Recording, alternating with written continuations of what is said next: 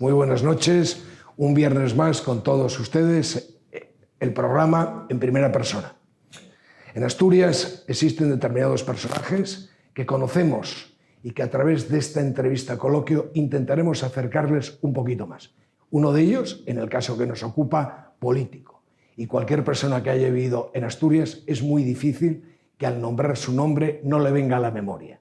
Hoy tenemos con todos nosotros a Fernando Lastra Valdés. Muy buenas noches, Fernando. Muchas gracias por haber hecho un huequito y estar aquí con todos estos telespectadores. Muchas gracias a ti, sinceramente. Creo que es un placer. Cangas de Narcea, ¿puerta de Asturias? Pues sí, ¿por qué no? Aunque sea más desconocido, es uno de los lugares de entrada. Desgraciadamente también fue uno de los lugares de salida. De la Espina Ponferrada y al norte de Portugal, o al concejo de Luarca y enlazar con la autovía del Cantábrico en la 8. Son las dos, por una razón, porque una da continuidad a una carretera nacional de titularidad estatal, desde La Espina hacia Canero, y lógicamente ahí el Gobierno de España, el Estado español, tiene una responsabilidad sobre el mantenimiento, conservación o cualquier tipo de actuación en esa carretera, y una aspiración desde La Espina hacia el sur, hacia Cangas, para conectar con el límite de la provincia. Es una aspiración que no es reciente, que ha estado en la mente hasta de Jovellanos. Y ahí no hay actuación del Estado. Solo hay carreteras de titularidad del Principado, o incluso alguna de ámbito local, y creo que merece la pena una actuación política que dé una solución a esa continuidad hacia el sur, a conectar con León y con Portugal. ¿Quién pagaría una y quién pagaría otra? Bueno, se trataría de que pagara una y otra el mismo. ¿Hay maneras? Sí, probablemente las haya. En relación con la Nacional 634, desde La Espina hacia Canero, hacia el norte, a conectar con la autopista de la costa, es responsabilidad del Estado.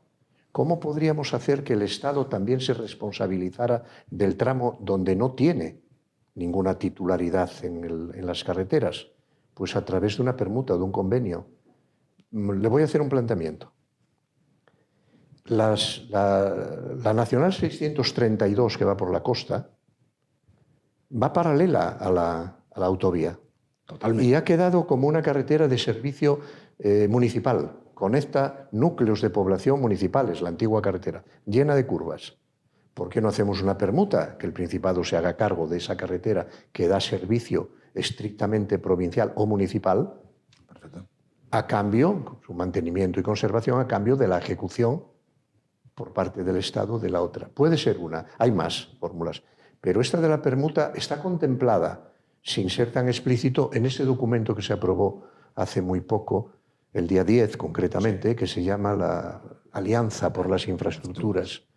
Ahí está reunió un gran consenso político, empresarial, todos los partidos de la Junta General, sindicatos o asociaciones. Bueno, es un buen ámbito de trabajo. Yo creo que ahí han acertado todos los que han incorporado esto, teniendo en cuenta que la permuta es una de las posibilidades. Su vida, ¿es la política? Sin duda.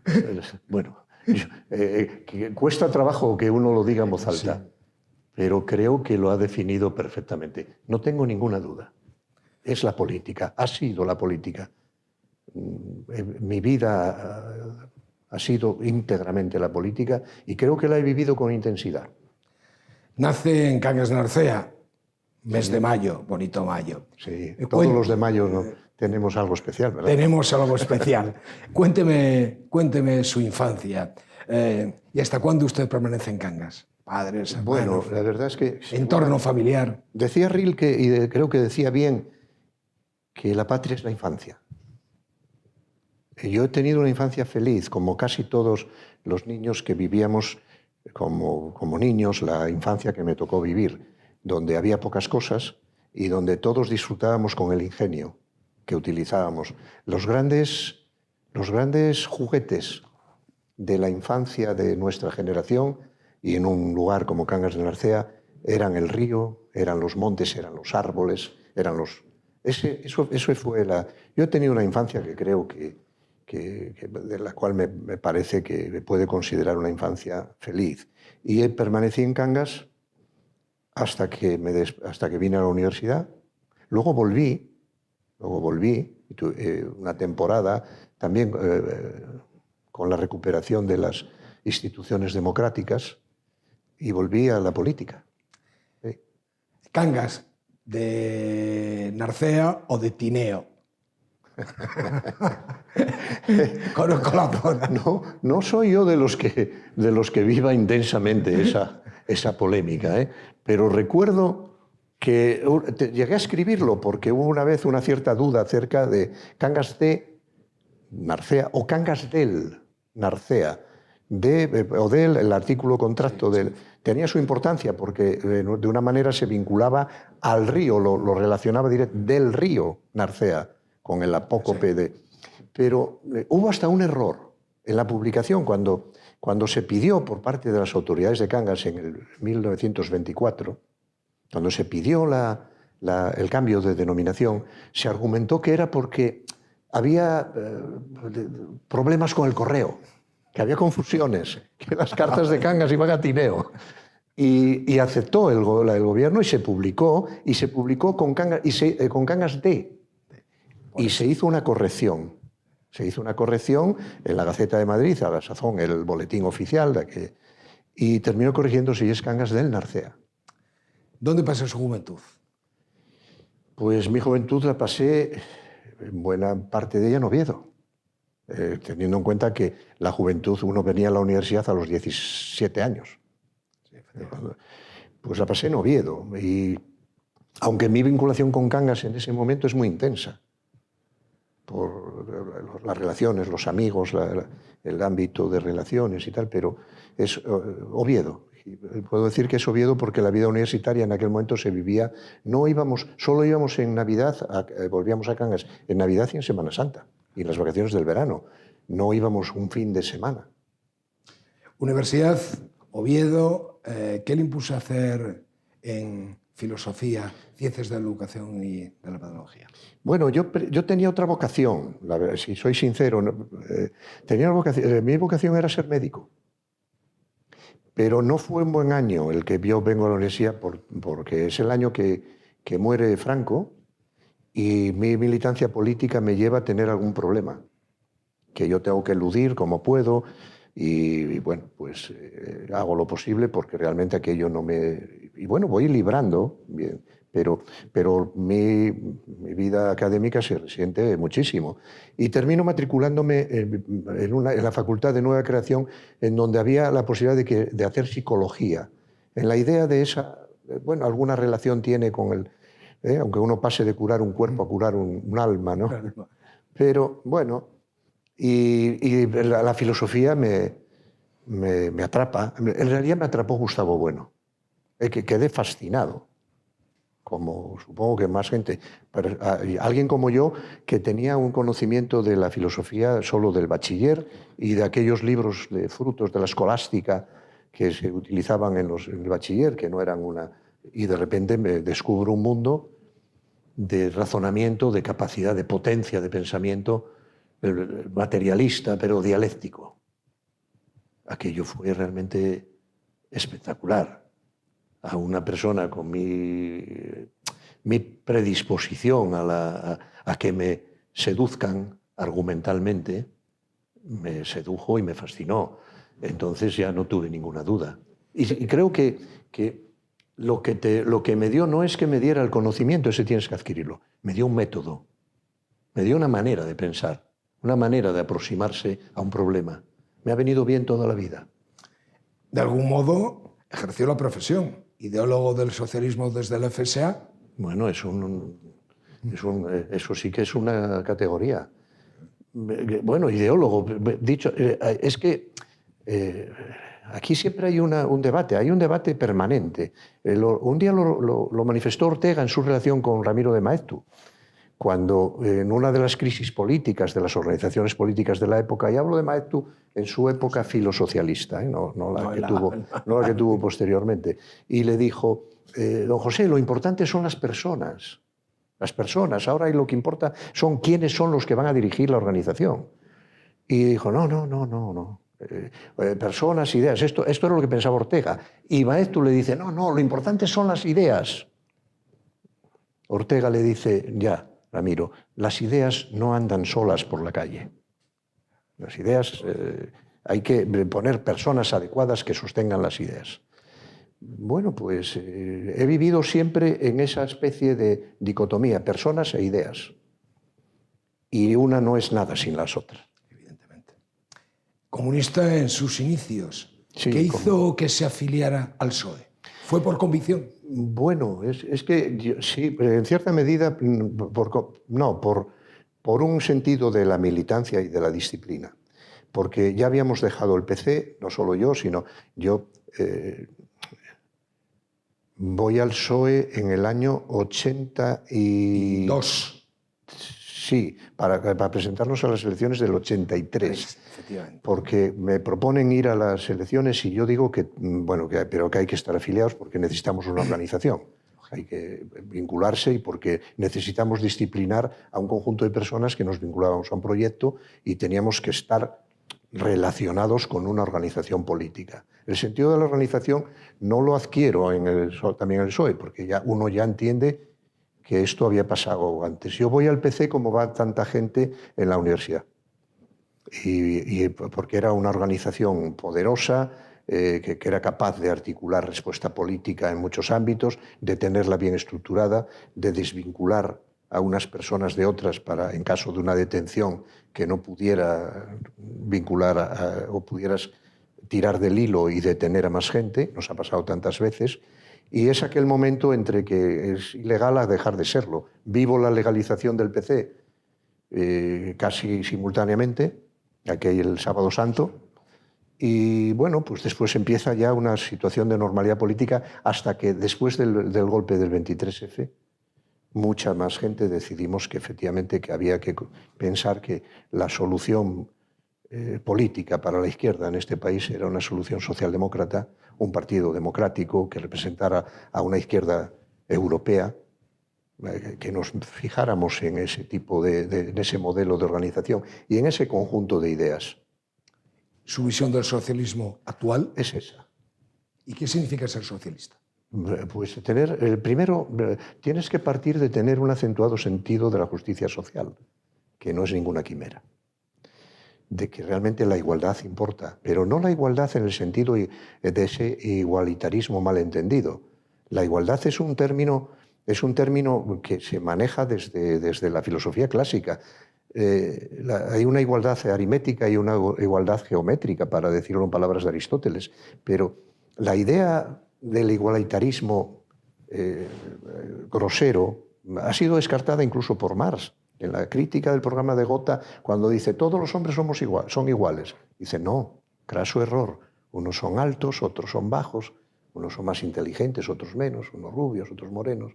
El ideal es poder escribir en nuestra bandera a cada uno según sus necesidades y de cada cual según sus posibilidades. Porque no hay peor injusticia o desigualdad que tratarlo desigual de manera igual. La igualdad es un objetivo ante la ley, ante la igualdad de oportunidades, porque eso te permite hacer políticas que favorezcan a los que lo necesitan, ayudarlos a que puedan competir en términos de igualdad con los que ya tienen más. Esas dos, la justicia y la igualdad, son las ideas que rigen el que uno termine siendo socialista o socialdemócrata, o no lo sea, o que realmente entienda la vida como una competición o como una jungla. De todo hay. Inmediatamente secretario de organización de la agrupación socialista en Cangas, teniente alcalde. ¿Es verdad el dicho de que quien siempre recoge? Bueno, probablemente. Lo que pasa es que, fíjese que estamos hablando hoy, 2024, de una trayectoria pasada. En el año 83 uno no se plantea que se dedica a eso pensando que va... Era inconcebible, yo tampoco lo... Y de repente se da cuenta de que no hay solución de continuidad, de que realmente uno se vincula primero a la organización, porque así fue. Yo recibo una propuesta de Suso Sanjurjo de otros compañeros, pero Suso Sanjurjo es el secretario general, en Oviedo me dice que si voy al ayuntamiento y me lo pienso y decía hay que crear un partido, crear una organización, y yo me hago el secretario de organización de aquella organización. Y ganamos las elecciones. Las ganamos por los pelos. En el año 83 Cangas tenía era una corporación de 21 concejales, es decir, de más de 20.000 habitantes. Y sacamos 7 concejales de 21.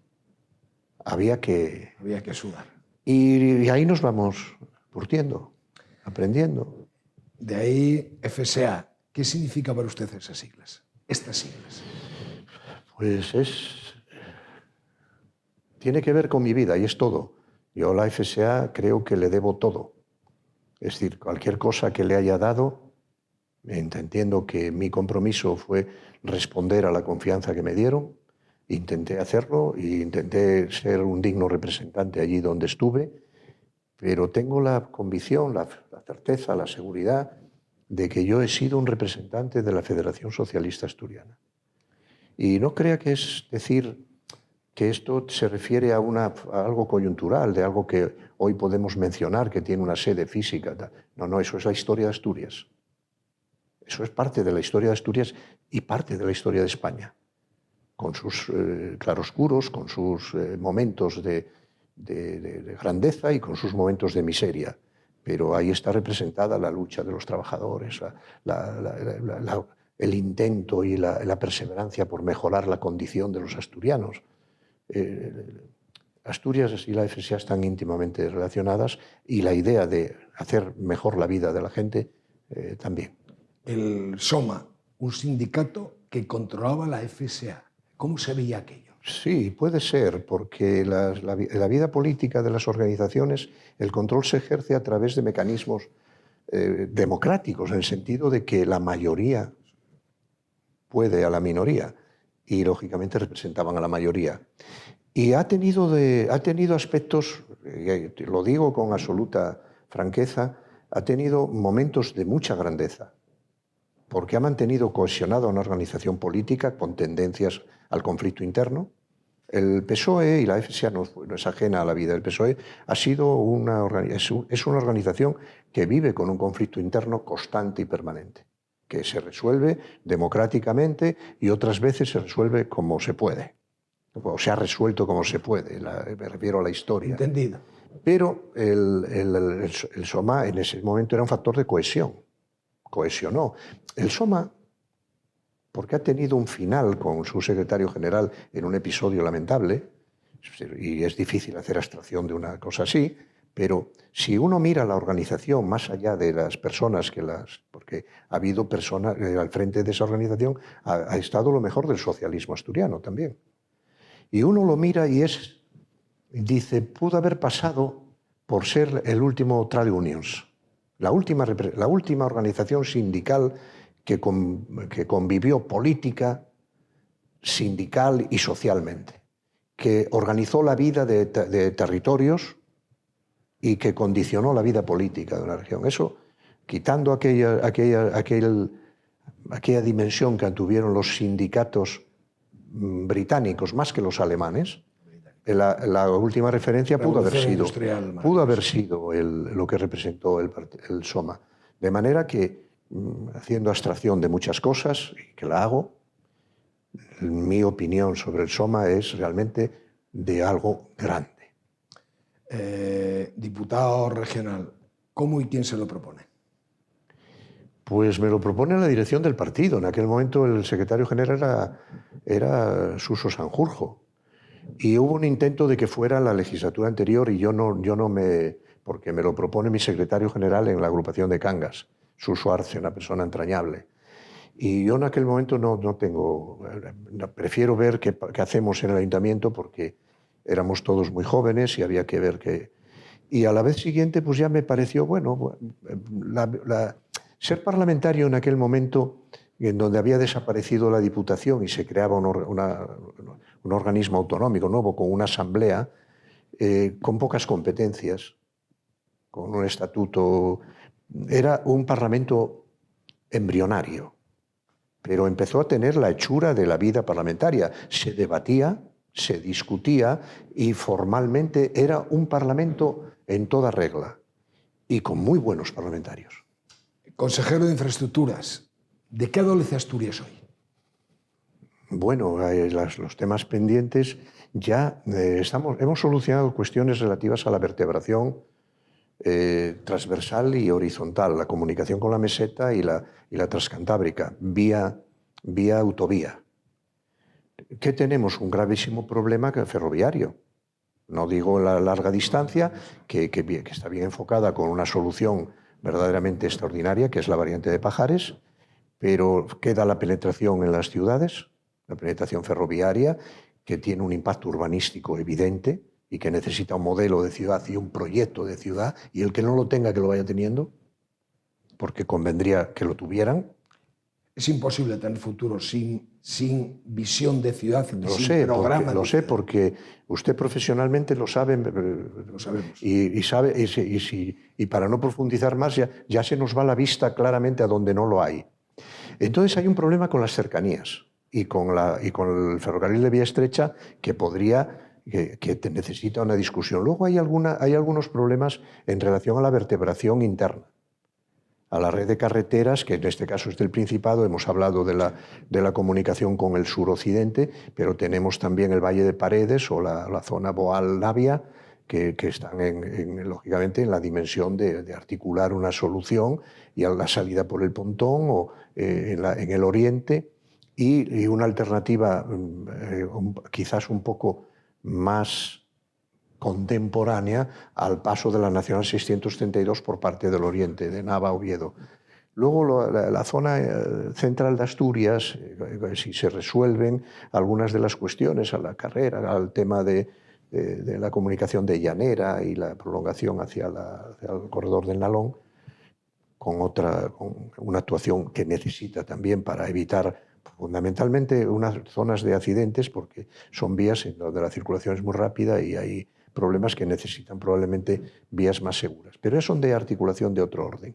Básicamente con estas pinceladas creo que le doy... Las cercanías no se le está dejando morir. No. ¿Hasta cuándo puede sobrevivir? No, lo que pasa es que va muy despacio, porque son proyectos de digestión grande. El plan de cercanías, el primero que al menos... Bueno, lo digo en primera persona porque yo firmé un plan con Íñigo de la Serna, con el ministro de... 600 millones de inversión se hablaban.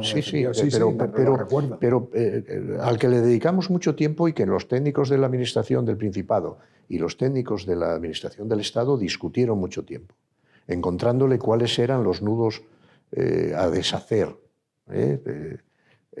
más importantes a la hora de hacer una distribución correcta de la solución de cercanías. Ese es un plan de inversiones para desdoblamiento y electrificación de vía que haga de esto un plan de cercanías moderno y que dé una solución racional a los problemas de movilidad que tiene nuestra región, y especialmente a uno que tiene que ver con el impacto ambiental que tiene el vehículo, y ambiental y de otro tipo. Es decir, sustituir vehículos por transporte público. Usted lo sabe muy bien, en las ciudades, el tema de la movilidad, en las ciudades, el éxito de la movilidad no es que los pobres lleguen a tener un coche, es que los ricos utilicen el transporte público. Ese es el éxito. Entonces, bueno, pues en eso están. Cercanías. Bueno, Ábalos, el ministro que sustituyó a De la Serna, hizo una ampliación del plan. Hizo una ampliación que negoció con el gobierno de Asturias, que está ahí, y ese plan es un plan viable. Y un plan que su desarrollo, a pesar de que pueda parecer lento, su desarrollo dará el resultado esperado de tener un buen plan de cercanías y una solución a la movilidad de Asturias que creo que es conveniente. ¿Es usted hombre de medio rural o de ciudad? ¿De interior o de costa? Hombre, yo soy más rural que las amapolas, pero curiosamente he vivido toda mi vida en la ciudad y cuando voy a lo rural allí nadie piensa que tenga nada de rural, pero yo soy como el resto de Asturias. Somos de todos lados un poco. Si no somos las dos cosas... Un pie en un lado y en otro, lo tenemos muy cerca. Claro, si no cojeamos.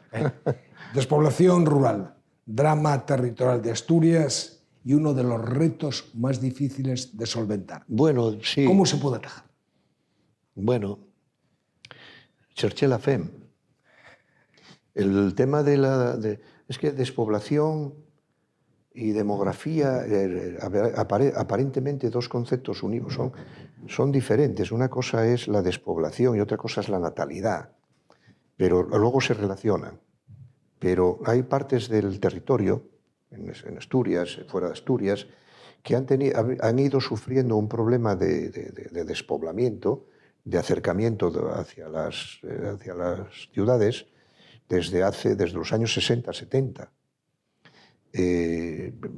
Esto no nació hoy y no tiene una solución fácil porque el poblamiento está ligado a la actividad, a las oportunidades de empleo y a las posibilidades de desarrollar una actividad que va acompañado de los grandes cambios. Podría haber despoblamiento incluso si las familias tuvieran más hijos. Los tendrían en las ciudades y no en los lugares de origen. Es decir, que la relación existe, pero no es una relación de causa-efecto.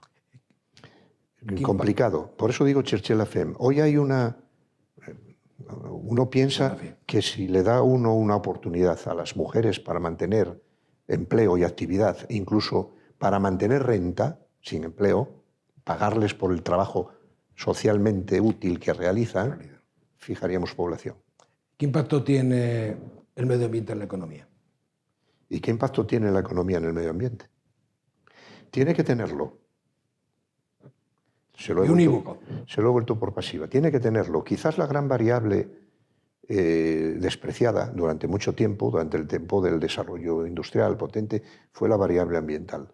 Es decir, pudimos haber pensado que podíamos crecer, desarrollar, que lo importante era la actividad relacionada con y el empleo relacionado con ella, independientemente de que se pudiera sacrificar lo ambiental, es decir, los recursos naturales. Hoy eso es inviable. Hoy eso es inviable porque es un mal negocio.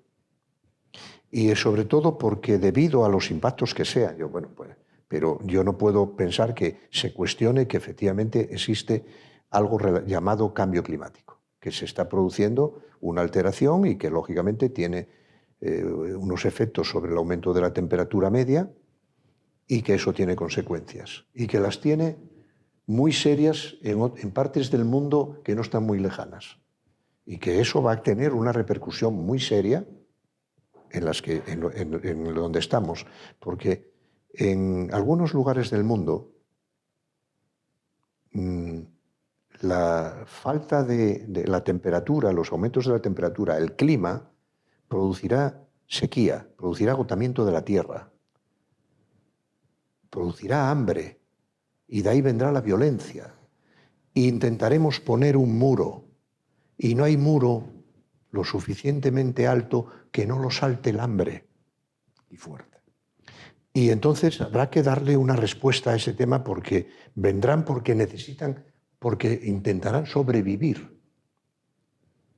Y hoy las posibilidades de ver en tiempo real lo que está pasando en cualquier lugar del mundo se tiene con una parabólica en África. Mire, yo una vez pensé que vi un anuncio en televisión de una comida para gatos, en donde el protagonista del anuncio cogía un tupper pequeño y daba de comer la comida de aquel producto a un gato con una cuchara. Ese anuncio fue real en televisión. ¿Qué pensaría un ciudadano, una persona en África viviendo la sequía, la guerra, el agotamiento de su tierra, la posibilidad de morir antes de cumplir 30 años, de un lugar en el mundo donde los gatos comen con cuchara? Bueno, pues la posibilidad de verlo, ellos ven el fútbol que nosotros producimos aquí y son seguidores. Uno ve las imágenes del lugar más conflictivo de la tierra. Y ahí hay una camiseta del Real Madrid, otra del Barcelona. Sí. Supongo que también las habrá hasta del Oviedo. Sí, lógicamente. Como es lógico y un club de esa dimensión. Como político, alegrías y decepciones. Un día Javier Fernández, presidente del Principado, dijo algo en relación a la política y dijo, la política significa convivir con la decepción permanentemente. Y dije, pues es muy acertado. Las alegrías de la política son muy efímeras, duran un instante. Las decepciones no hay manera de quitárselas de encima. ¿Soledad o compañía? ¿Qué prefieres? Bueno, hombre, somos seres sociales. Yo me encuentro muy a gusto rodeado de la gente que aprecio porque soy conversador y tal. Lógicamente no puede uno renunciar al momento de introspección que hay que tener. Bueno, bien, pero hay que estar juntos. Ella sabe, en Asturias la sociología asturiana es el axuntábense. No es esa imagen lorquiana ahí del caminante perfilado en el horizonte, andando solo. Aquí axuntábense. Y vamos a seguir axuntándonos. Peaje del Huerna, una promesa incumplida. ¿Tenemos que esperar hasta el fin de la concesión en el 2050 o confiamos en que a algún gobierno se le pase por la cabeza el rescate? Bueno, hacemos mal hacer promesas que tienen una difícil gestión. Pero el peaje del Huerna ahora está sometido a una cuestión, y es si la Unión Europea considera, el Tribunal de Justicia Europeo, considera si fue legal o no la ampliación de la concesión, que lógicamente no está resuelto aún, pero se pronunciará el Tribunal de Justicia Europeo acerca de si se cumplió el derecho comunitario en aquel que es de obligado cumplimiento, en aquella ampliación de la concesión. Yo tengo mi opinión.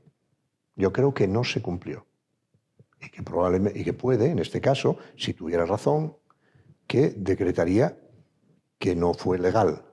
En ese momento no queda más remedio que poner en marcha un procedimiento de anulación de la concesión. Y ya veremos a ver si realmente eso lleva consigo o no una indemnización soportable. Porque las infraestructuras, y esta es una de ellas, ninguna de ellas son gratis. El gran debate que hay en Europa es cómo contribuimos al sostenimiento de las infraestructuras. Si a través de este velo de la ignorancia de los impuestos generales o por uso, de manera que quien más use, más pague. Ese es el gran debate. Pero, bueno, esperemos a ver qué dice. Y así no hacemos promesas de ningún tipo, porque si dice que no es, que ha sido legal, pues igual hay que valorar exactamente el lucro cesante y los términos de la indemnización y a ver si realmente es posible o no es posible, a ver si se lo puede posible. soportar uno en ese la carga. caso creo que lo mejor es que opinemos con los datos en la mano y que digamos, bueno, esto es viable o no. ¿Asturiano o Bable? Mejor asturiano. ¿Y senador?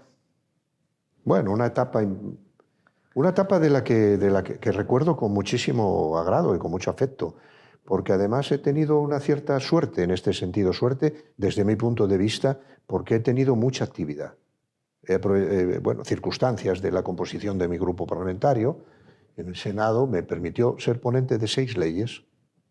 En una legislatura no es un mal baremo, ¿no? Y he estado, pues bueno, bien haciendo lo que me parecía. El Parlamento para mí es una actividad, lógicamente, que destaco por encima de cualquier otra. Ciudad Astur, área central de Asturias, incluso usted promotor de área metropolitana y 1000 acepciones más en estos últimos 40 años. ¿Tiene algún sentido continuar hablando de algo que parece inviable?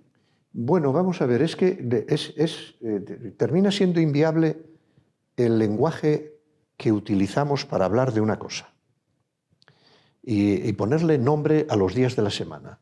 Fíjese, lo digo porque aparece en un texto jurídico de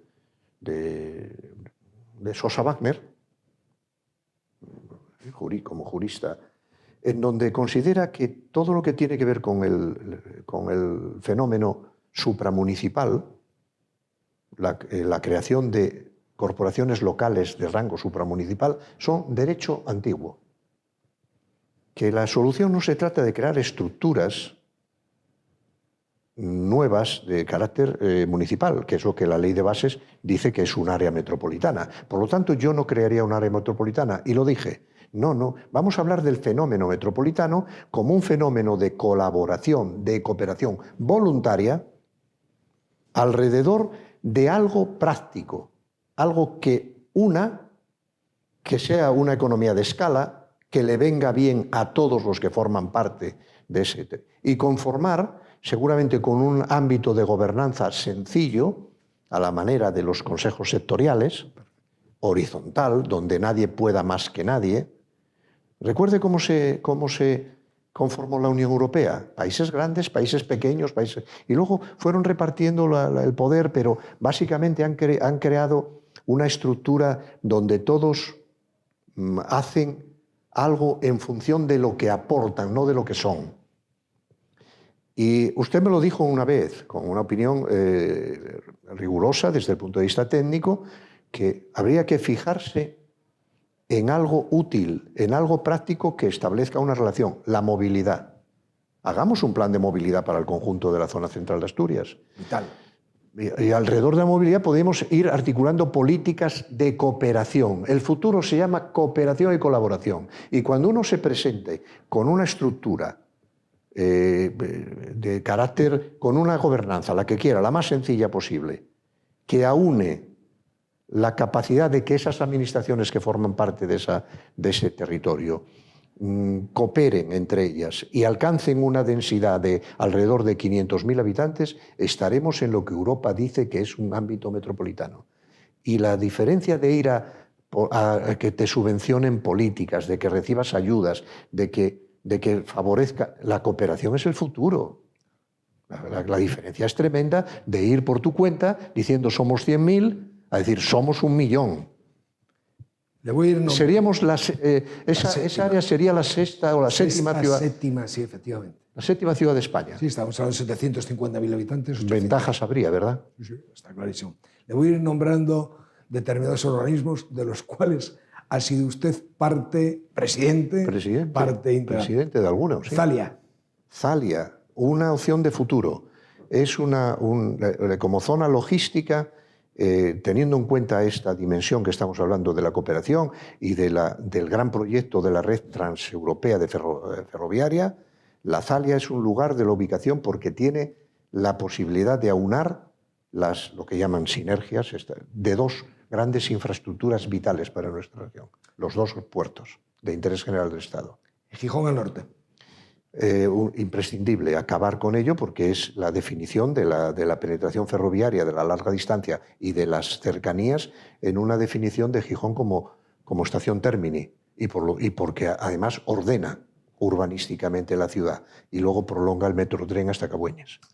Fantástica la propuesta. Cogerse. Una gran idea de un grupo de personas que pensaban que tuvieron una idea de Asturias. Los grandes consorcios, de los residuos. ¿Quién iba a pensar en aquel momento que tuviera la dimensión social y política que tiene la política de residuos? En aquel momento solucionábamos un problema que tenían los ayuntamientos, con un problema ambiental terrible, que había basureros en cada esquina. Tuve aquí hace muy poco a Arturo Gutiérrez de Terán. Claro, es uno de los inspiradores. Con el presidente que tenía en aquella época. Pedro de Silva. Pedro Silva. Decía que era su mejor recuerdo que tenía. No me extraña. Es una grandísima idea y hoy se ve la fortaleza que tiene. Sogepsa. Sogepsa fue una solución ingeniosa para la gestión y la promoción del suelo en una combinación de esfuerzos público-privados. Una buena idea que ha tenido una gestión que ha sido no tan buena, probablemente. Ha ido, hasta el punto de que en un momento determinado hemos sido conscientes de que no estábamos en el derecho, respetando el derecho comunitario, la concurrencia, la libre concurrencia o la igualdad. Y hubo que someterse a los principios del derecho comunitario. Y probablemente hoy esa colaboración pública-privada en una materia delicada como es esa, no, pero ahora acumula un gran conocimiento, acumula una gran experiencia que puede ser útil para cualquier otro proyecto de tipo cooperativo. Isla de la Innovación. Bueno, esto es un proyecto vinculado específicamente a Avilés, que ha tenido, y que Avilés vocacionalmente está tratando de definirse industrial, como una ciudad industrial vinculada a la innovación, vinculada al futuro y a la modernidad. Y innovación es justamente eso, futuro y modernidad. Un buen proyecto en Avilés, que lógicamente ya tiene que ser definido. Corredor del Atlántico. Bueno, tiene que ver con esta estrategia de ferroviaria. Es el séptimo corredor. Hay dos grandes corredores, dos grandes iniciativas que finalizan en la península ibérica y que afectan a Portugal y a España, el corredor atlántico y el corredor mediterráneo, y complementarían la gran red transeuropea de ferrocarril. Y nosotros estamos vinculados a él y no podemos perder la oportunidad. Se llama red básica porque tiene unos objetivos temporales a 2030. Después hay otros en la red global que van a 2050. Son inversiones, modernidad y futuro. En una palabra, un presidente de España. El que hay, lógicamente. ¿Y de Asturias? También. Son los responsables en cada momento. Pensar en los demás no existen. Elija libros, televisión, cine o espectáculos en directo. Bueno, la verdad es que el orden lo ha puesto, seguiría ese. Para mí lo primero es el libro. El libro, ya ni siquiera la tablet, no, el libro, el papel. Y el cine. El cine, lógicamente, prefiero ver una película en el cine a verla en televisión. En televisión necesito cosas más cortas, series o algo más corto. Te distraes más, te distraes mucho más. Sí, en la televisión puedes hacer más cosas. Leo el periódico a la vez que veo. Efectivamente. Sí.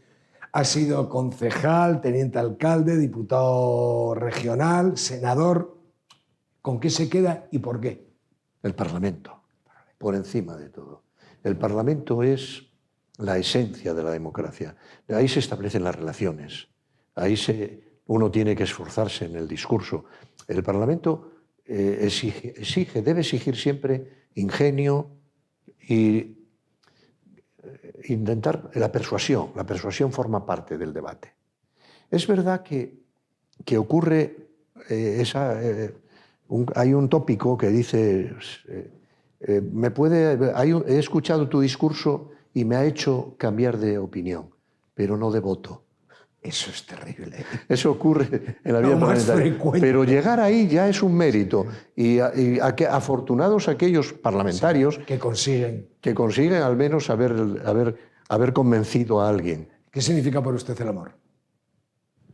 Hombre, el amor es un término que no es unívoco. Uno tiene que pensar que querer a alguien es importante, muy importante en la vida. Querer a una persona y quererla también con el componente físico, porque nace del atractivo y no hay que perderlo. Si te gustó, tiene que seguir gustándote. Pero hay que ampliar el término. A una edad hay que querer a más gente, a gente a la que aprecias, a la que merece la pena impulsar. Claro, uno tiene que mirar su entorno más próximo en donde concentra toda la intensidad. La mujer, en este caso la mía, y mi hijo. Eso, a partir de ahí hay un cambio, a partir del momento que uno tiene un hijo. ¿Y la amistad? La amistad tiene algo que ver con esto, porque a los amigos también hay que quererlos. Hay que intentar, a eso me refería, que hay que intentar que esa dimensión que se pueda extender a gente que los amigos son muy importantes en la vida.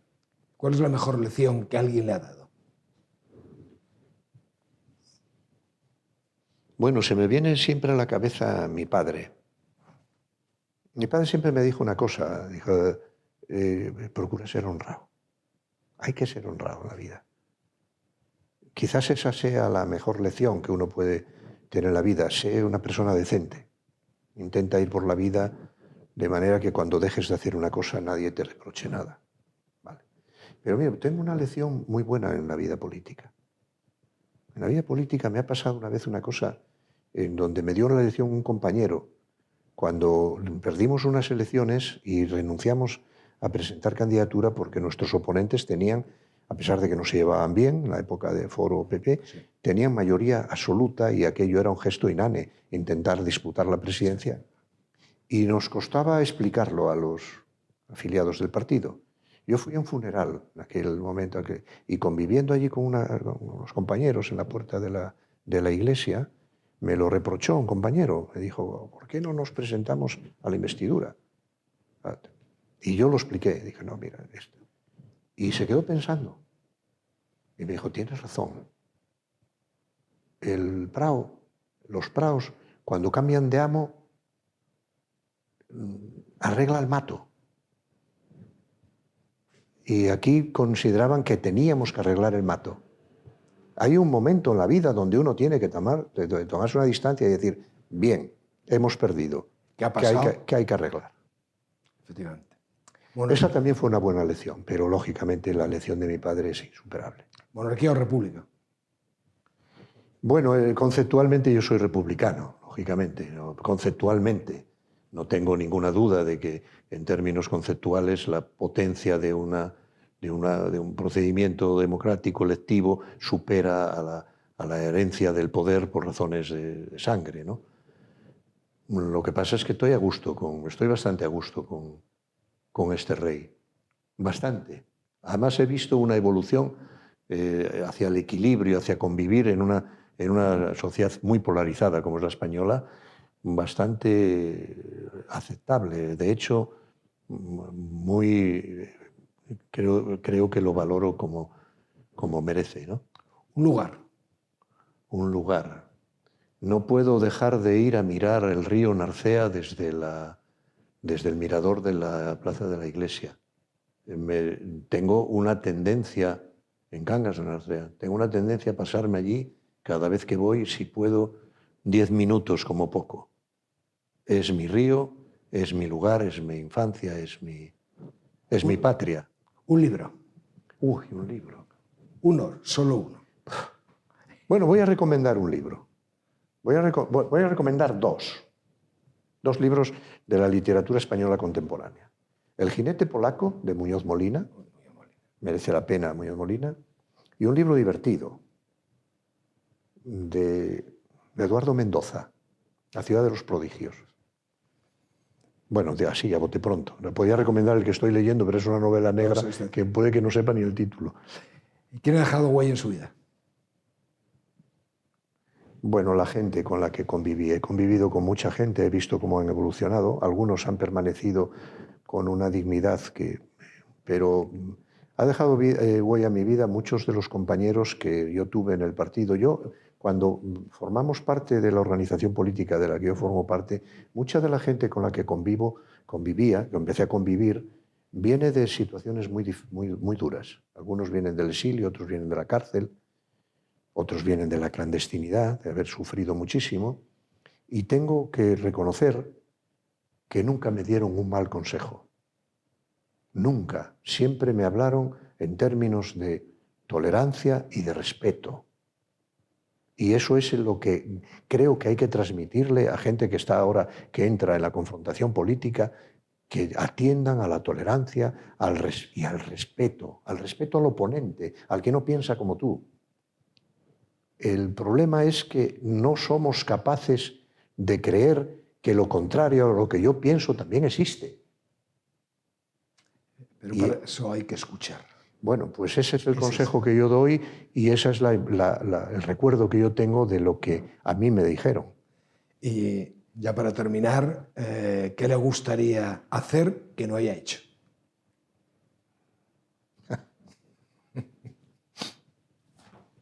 Bueno, creo que si tengo que decir algo que no sea tan trascendente, me hubiera gustado pasar más tiempo con mi hijo. Pues ha sido un placer estar con usted, Fernando. Espero que los telespectadores hayan disfrutado y hayan pasado un rato igual de agradable que al menos hemos estado usted y yo. Muchísimas gracias. Sinceramente, por mi parte lo ha sido. Y a todos ustedes, emplazarles un viernes más en el programa En Primera Persona. Muy buenas noches.